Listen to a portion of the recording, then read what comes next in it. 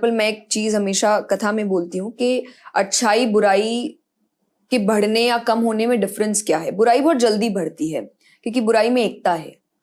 बुरे लोग हमेशा एक साथ खड़े होते हैं। फॉर एग्जाम्पल नॉर्मल लाइफ में जब आपको डांट पड़ती है, अगर आपके सिबलिंग्स है तो आप चाहेंगे उनको भी पड़े, आप उनकी भी गलतियां बाहर लेकर आएंगे। बुरे लोग खड़े होते हैं बट अच्छे एक साथ नहीं होते।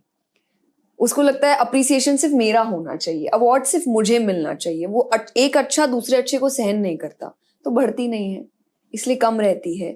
तो ये सारी चीजें आप सीखते हैं जब आप सात्विकता में जाते हैं कि आप दूसरे इंसान को भी जो आपके जैसा ही काम कर रहा है, आप उससे जेलसी फील नहीं कर रहे, बिकॉज आपको लग रहा है कि वो तो मेरा ही हेल्प कर रहा है ना। जहां मैं नहीं जा सकती वहां वो जा सकते हैं, बिकॉज मैं एक टाइम पे एक ही पर्टिकुलर प्लेस में रह सकती हूँ, दूसरी जगह वो चले गए, तो that person is helping me. उससे जेलस फील होने की बजाय मुझे तो थैंकफुल होना चाहिए कि मेरा काम और अच्छा हो रहा है। स्पिरिचुअल ग्रोथ ही तो है ये, स्पिरिचुअलिटी ही आपको ये सिखाती है।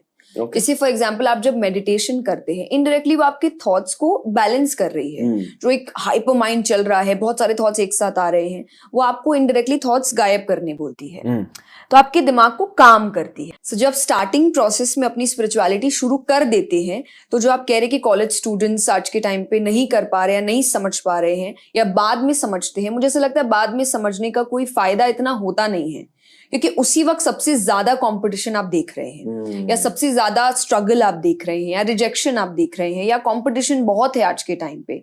फॉर एग्जांपल मैं कथा में कहती हूँ कि हम एक बहुत रिटायरमेंट के बाद या बहुत ओल्ड एज में कहते हैं कि अब हम भगवान को मनाएंगे या भगवान को बुलाएंगे या स्क्रिप्चर्स पढ़ेंगे, और मैं हमेशा कहती हूँ कि भगवान कहते होंगे कि अब तो मेरे बुलाने की बारी है, लेकिन अब तुम क्या करोगे बुलाकर, कि जब एज आपकी खत्म होने वाली है, आपका बॉडी आपका साथ नहीं दे रहा है, आपको कुछ इतना देखना नहीं है अब लाइफ में, पर जो यंग एज है जब आपको सबसे ज्यादा दुनिया देखनी है और समझनी है, तभी तो आपको स्पिरिचुअलिटी अपनानी चाहिए। वो कर लेते हैं तो अपने आप आपकी डिसीजन मेकिंग्स ठीक हो जाएंगे, आपका जो रिलेशनशिप है वो ठीक हो जाएगा।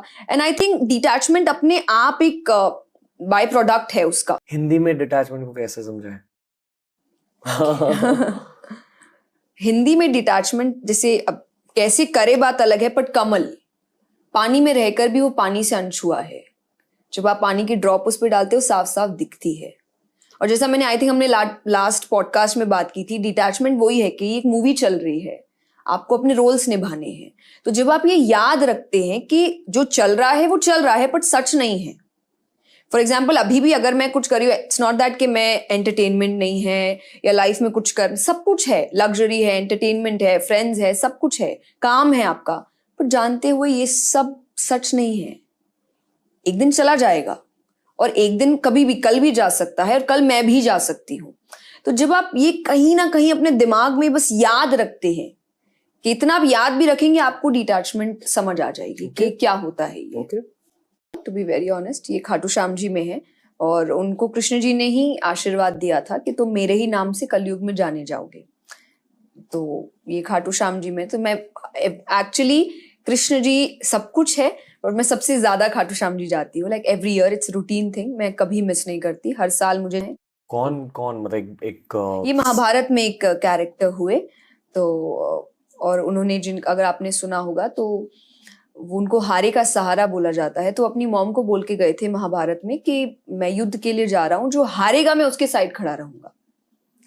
तो जब वो आता, और वो बहुत पावरफुल थे, तो भगवान उनका टेस्ट लेने भी आए थे और भगवान ने कहा था कि ये जो पेड़ है इसको एक तीर से सारे पत्ते भेद करके दिखाओ। तो उन्होंने बोला मैं कर सकता हूँ। भगवान ने एक पत्ता लेके अपने पैर के नीचे रख लिया और उन्होंने एक तीर से सब में भेद किया, फिर वो तीर भगवान के पैर के पास घूमने लगा।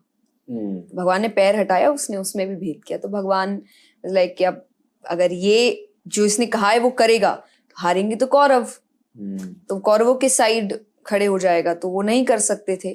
तो भगवान ने उनसे फिर एक चीज मांग ली थी और वो था कि उन्होंने अपने सर का दान दे दिया था और फिर उनके सर को सबसे ऊपर रखा गया था कि वो पूरा युद्ध देखेंगे। और क्योंकि उन्होंने ये सैक्रिफाइस किया था तो भगवान ने उनको बोला था कलयुग में तुम मेरे नाम से जाने जाओगे और सबसे ज्यादा जाने जाओगे। तो खाटू श्याम जी, श्याम बाबा, तो वहां बहुत every year I think 15-20 lakh लोग आते हैं दर्शन के लिए। जो वहाँ फागण का समय होता है, जो मेन, ये राजस्थान में है, खाटू श्याम जी, सिक्कर के पास। अंडररेटेड शास्त्र। गीता जी, डेफिनेटली। मतलब वो एक मैजिकल बुक है, डेफिनेटली मैजिकल बुक है, जो मैं अपने एक्सपीरियंस से कहती हूँ कि जब मैंने स्टार्ट किया था उसको पढ़ना, पहली दूसरी बार आपको नहीं समझ आएगा ज्यादा, आपको ऐसा लगे, और समझ नहीं आने का मतलब मीनिंग आएगा पर आपको लगेगा कि ये नॉर्मल लाइफ में तो मायने नहीं रखता, या मैं तो अलग लाइफ जी रहा हूँ, या आजकल तो बहुत मॉडर्न लाइफ हो चुकी है, ये तो बहुत ओल्ड वर्जन है, या आजकल लड़ाइयाँ कहाँ होती है, ये तो युद्ध के ऊपर बात हो रही है। फर्स्ट सेकंड टाइम लगता है थोड़ा, इसलिए जरूरी है कि बार बार पढ़ना, या आपको सबसे पहले बोला जाता है कि आप एक ही श्लोक पढ़िए, एक ही मीनिंग पढ़िए, पर रोज एक पढ़िए। मतलब गीता जी पढ़ने के बाद भी आपको वापस से पढ़नी जरूरी है। तो मेरे साथ है कि मैं आज अगर मेरे पास जो गीता है, मैं जो पढ़ती हूँ, अगर कोई इसको लेकर, हर श्लोक के पास बहुत से इमोशंस लिखे हैं। तो ये मुझे बाद में समझ आया कि जो कहा जाता है कि आप कोई भी पन्ना खोलिए, आपको अपने क्वेश्चन के आंसर मिलेंगे, वो इसीलिए है कि जब आप जिस इमोशन के साथ वो किताब खोल रहे हैं, आपको वो श्लोक वो इमोशन का आंसर दे रहा है। तो वो इसलिए मैं कहती हूँ कि मैं ये ज्यादा मैं बताना नहीं चाहूंगी, आप खुद एक्सपीरियंस करिए, एक्सपीरियंस करने की चीज है, बट उसको बार बार पढ़िए। और आपको हर श्लोक, चाहे कभी वो आपको लेजीनेस के बारे में सिखा रहा है, कभी नेगेटिविटी को पॉजिटिविटी कैसे ले जाते हैं, कभी लाइफस्टाइल, कभी विजडम, कभी ट्रूथ, कभी डिवोशन, सब कुछ सिखाएगा। तो इसीलिए वो एक मैजिकल बुक रियल में है, और अगर आप उसको एक अपना रोज का रूटीन बना ले, आप बहुत चेंजेस देखेंगे अपनी लाइफ में। Okay. मैंने मेडिटेशन में कोई भी एक्सपीरियंसेस आज तक नहीं किए हैं, बट आई वुड से कि मैंने उसके बाद मेरी लाइफ में जो भी होता है, मुझे ऐसा लगता है वो उसी का नतीजा है।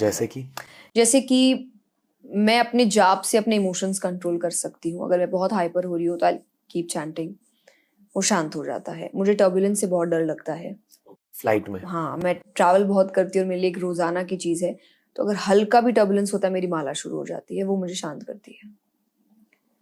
तो मुझे ऐसा लगता है कि ये की है, कोई भी चीज, मतलब जो भी चीज मेरे बैलेंस को खराब कर रही है, वो मंत्र मुझे वापस बैलेंस में लेकर आता है। ओम नमः शिवाय का मतलब क्या है? मेरे लिए तो भगवान का नाम है, आप अपने अपने मतलब, पर मेरे लिए वो शिव, जब आप, जैसे मैंने कहा, मैं स्पिरिचुअल होने के साथ साथ मैं काफी रिलीजियस हूँ, तो मेरे लिए डिवोशन ज्यादा आता है। मीनिंग हर बार जरूरी नहीं कि मुझे ढूंढना है, मुझे पता है वो शिव जी का नाम है, और मुझे पता है कि जो कहते हैं कलयुग केवल नाम आधारा, सुमिर सुमिर नर उतर ही पारा, कि कलयुग केवल नाम पर ही बेस्ड है। भगवान का नाम लेने से भी आपका कल्याण हो सकता है, आप मीनिंग नहीं भी जानो तो चलेगा। Okay, next. जब किसी चीज पे ट्रस्ट करते हो तो फिर आप दूसरी ओर बढ़ते नहीं हो, और अगर आप बढ़ रहे हो, इसका मतलब इस पे ट्रस्ट नहीं कर रहे हो, और डिवोशन ट्रस्ट के बिना नहीं चलता। तो मंत्र तभी चलेंगे जब आपको उस मंत्रों पर ट्रस्ट होगा। बिना ट्रस्ट के आई डोंट थिंक वो सिद्धि आपको मिल सकती है।